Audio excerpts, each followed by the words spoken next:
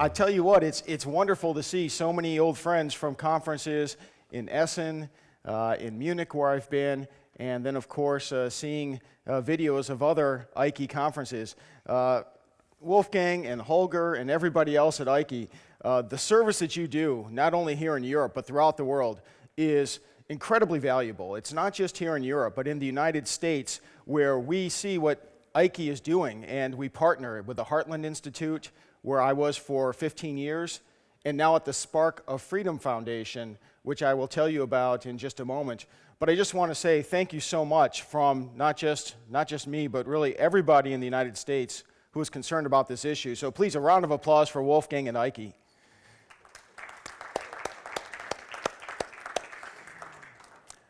So in years past, I have been here on behalf of the Heartland Institute, where I worked for 15 years, and a wonderful 15 years.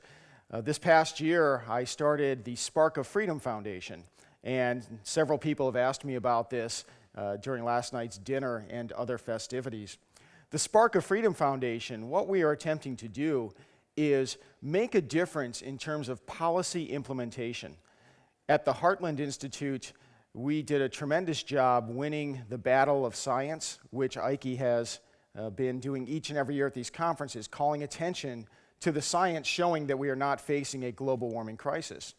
At the Heartland Institute, I think we did a fantastic job, and Heartland continues to do so, making that case for sound science and not a global warming crisis. We also did a fantastic job, I think, of informing public opinion in the United States and elsewhere, so that people understood what the science is. The problem is, oftentimes we would win the battle on the science, we would win the battle for the hearts and minds of the American people, but year after year after year, we would see new government regulations, new restrictions on carbon dioxide, and it seemed that all of the progress that we made, wherever we thought we were winning victories on the science and public opinion, it just didn't seem to matter in terms of what happened with policy. So at the Spark of Freedom Foundation, we are trying to address that area and make sure that policy is implemented. And it doesn't have to be necessarily climate skepticism. It's for sound energy policy, finding some common sense, common ground solutions, and not just preaching to the choir, not just talking to folks like in this room or the folks at the Heartland Conference, but trying to identify areas in which maybe we can even preserve affordable energy without having to go to war and throw grenades at each other on the science. So I think it's very appropriate that the presentation meeting mine was titled The Moral Case for Fossil Fuels, which of course was the groundbreaking book by Alex Epstein. And my takeaway from this is that the moral case for fossil fuels is really the moral case for affordable energy. And that's why the Heartland Institute, EIKE, Spark of Freedom Foundation, and others are involved in this issue. After all, free market public policy organizations aren't set up to be science organizations. We don't have climate scientists from the top universities, government agencies, etc., populating our staffs. We may have some, but that's really not what we were set up to do. So why did we get involved in this topic? The reason why the Heartland Institute did is because we understood that the so-called solutions to the asserted climate crisis tended to involve imposing expensive and unreliable energy sources like wind power and solar power on the American people, on American households, on American budgets, on the American economy. And truly, if we're causing a global warming crisis, well then no price is too much to pay to preserve a planet we can live in, but we wanted to look under the hood and make sure the science justified the policy solutions. Ultimately, the moral case for fossil fuel boils down to the moral case for affordable energy. What are we doing to preserve affordable energy? What solutions can we offer, regardless of where you stand in the climate debate, that can preserve affordable energy? And Alex Epstein did a wonderful job in his book of documenting the benefits, the many benefits of affordable energy. So now that you know a little bit about the Spark of Freedom Foundation and what we're attempting to accomplish, I've been asked so many questions during the past couple days about the US elections, and I had a presentation set up to talk more about the moral case for affordable energy, but I think I'm going to do my best to understand and know my audience and give the people what they want. So come flying over here just 2 days ago from the United States, I'll tell you my takeaways, which I believe are going to be quite sound, quite predictive in terms of what will happen in the United States as a result of the elections. The first thing to keep in mind is that energy policy in the United States is not set entirely or even primarily at the federal level. State governments have a tremendous say in energy policy. For example, 28 of the 50 United States have renewable power mandates requiring that electricity companies, utilities, power companies, generate a certain percentage of their power from renewable sources, wind power, solar power, primarily wind power. That's set up at the state level. Even in the states that don't have renewable power mandates, every state has a public utilities commission that approves or declines or adjusts plans for new power production or may weigh in on existing power sources, on company decisions for electricity production. At the federal level, there certainly are some policy implications, but it's really at the state level where we see so many differences in terms of where and how people are going to have affordable energy or not. So there were 2 state initiatives that I'd like to talk about very briefly. In the state of Washington, which is different from Washington, D.C., the capital of the United States, but there's a state of Washington. On the ballot, they had an initiative that would impose a carbon tax. This would be the first time that a state imposed a carbon tax by a ballot initiative.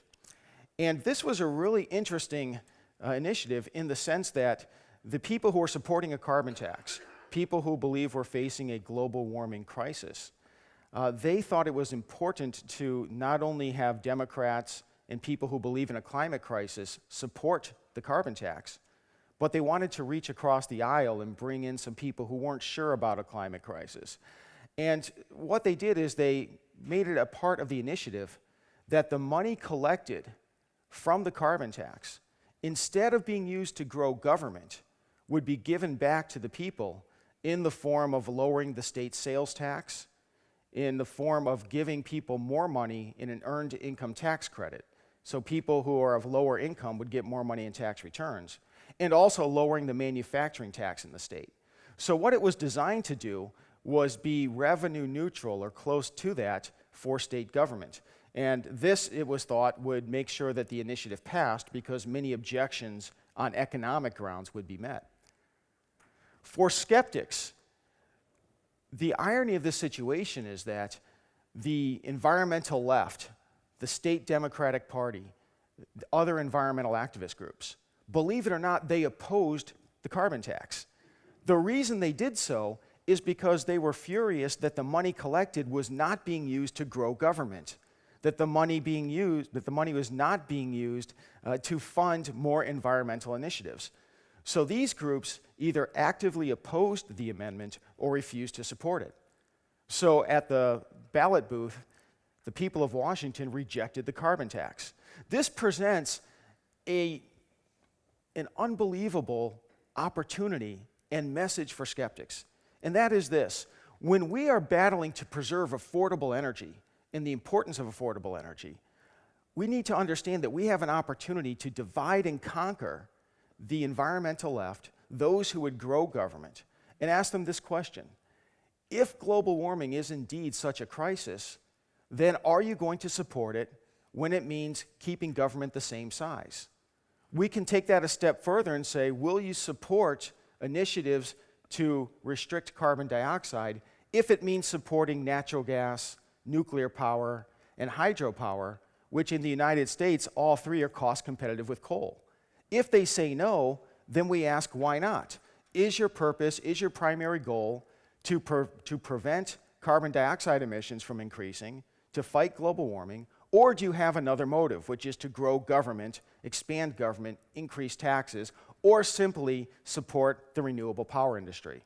That's the lesson from Washington State. In Nevada, another initiative was on the ballot. This one was one that I liken to the Brexit vote. In Nevada, a ballot initiative enabled people and businesses to leave the power company monopolies and buy and sell power from whomever they choose. In the United States, in almost every state, customers have to buy power from a single monopoly electric utility. In Nevada, the question was asked, should we allow people to buy and sell power from whomever they choose? And in this case, the power companies were very hesitant to support this because they knew they would have to compete with each other. The monopoly utility in Nevada, which is called NV Energy, charges so much above what market rates would be that the casino industry, which is the largest employer in Nevada, willingly paid over $100 million in exit fees to purchase power from another company. The people of Nevada spoke with a loud voice, overwhelmingly supporting this measure. So when I look to Europe and see what Great Britain did with Brexit, I look at Nevada and I see the same thing happening in the United States. This is going to be an example that other states can, should, and I believe will follow. We're going to have more choice. We're going to have more affordable energy throughout the states. Now, those are two of the state initiatives, and for me, I very much focus on the state level because state level policy is so important. But I understand most of the questions I've received have been regarding Donald Trump and federal policy, so I will briefly address that. And just note that it was wonderful to have Myron E. Bell speaking to us remotely today. Myron has been a warrior for affordable energy, for sound science, for so many years. And it is entirely appropriate that Myron have a large role in setting up the Trump administration regarding environmental topics, and I'm so happy to see that. As background for these elections, in 2008, on the campaign trail, Barack Obama said that he was going to bankrupt the coal industry, and that as a result, electricity prices would necessarily skyrocket. Those were his exact words. What's real interesting is that since 2008, electricity prices in the United States, adjusted for inflation, have actually declined. So what happened? Indeed, Barack Obama reduced coal power's share of US electricity production. At the time Obama took office, coal provided approximately half of US electricity. Now it's down to approximately 27%. The reason why prices didn't skyrocket as Obama promised is we had the fracking revolution, in which natural gas production was enhanced by new discoveries, new technologies, so that natural gas prices fell dramatically. I understand here in Europe that hasn't happened yet, although in the United States we're building liquefied natural gas export facilities so that perhaps we can export some affordable energy here to Europe. But the lesson learned is that as much as coal for many decades was the driver of affordable American energy. Without coal, the American economy would not have fared nearly as well. American living standards would not have fared nearly as well as they did. That doesn't necessarily have to be the case now. With natural gas, with hydropower, with nuclear power, we have alternative power sources that are not only reliable and abundant, but also cost competitive. So coal's share of US electricity production has been cut roughly in half, and yet electricity prices have declined. So moving forward, under the Trump administration, what can we expect? One of the main messages and themes of the Trump campaign was to bring back coal power. And although government restrictions on coal power have been a factor in coal losing its market share, I believe it's the economic factors that have been driving natural gas's rise and will continue to do so. So I expect that there will be fewer restrictions on coal production, but nevertheless, I don't see coal power coming back in terms of gaining larger market share in the United States, especially considering, as I mentioned earlier, at the state level, the Public Utilities Commissions, they are anxious about approving coal power plants when the next administration after Donald Trump may impose more restrictions on coal, and when we have affordable energy sources such as natural gas, nuclear power, and hydropower that can provide reliable and affordable electricity. One other note is that ways that the government can encourage natural gas, nuclear power, hydropower. I expect that the Trump administration will take very substantial steps to ensure that we will have more abundance in these sources. So although the fracking revolution ensured that natural gas could gain market share on coal without an increase in electricity prices, still on federal lands, on lands owned by the United States government, there are very strong restrictions on natural gas production. I expect the Trump administration will unleash still more affordable energy by removing those restrictions and allowing more natural gas production. In terms of nuclear power, especially next generation nuclear technologies, and we could talk for hours on that, but of course time does not permit us, as Wolfgang stares at me and says, "You're right, James, time does not permit it." But what the Trump administration and Congress, by the way, because Congress is now controlled by Republicans, so what Trump and the Republicans will do in this regard, I believe, is first of all, they're going to remove government obstacles that have prevented next generation nuclear technologies from being in place. There's simply no mechanism in government to review and approve these next generation technologies, and without government approval, companies are not going to invest in these technologies. These technologies offer promise to provide still more affordable energy with lower environmental and human health risks. At the same time, I expect Congress and the Trump administration to approve the Yucca Mountain nuclear storage facility, which the Obama administration has blocked. Without that permanent storage facility for spent nuclear fuel, there are state moratoriums that say we will not allow more nuclear power until and unless we have a permanent nuclear storage solution. And then finally, I expect the Obama administration to remove obstacles to hydropower. In the United States, there are many dams that are not electrified, that can be electrified. There are many rivers that would be very suitable for hydropower production. Hydropower is cost competitive with coal and yet doesn't produce any emissions. So what I see the greatest impact of the Trump administration being is fewer government burdens on natural gas, hydropower, and nuclear power. And I think this will unleash an even greater abundance of affordable energy. Finally, bringing this back to the vote in Washington state, bringing this back to affordable energy, what will be the final long-term impact of this? I believe what the impact will be is skeptics, people who believe in affordable energy will have an opportunity, not just in the state of Washington, but throughout the United States, to divide and conquer the renewable energy extremists. What we have now is the opportunity for still more hydropower, nuclear power, natural gas, affordable energy sources.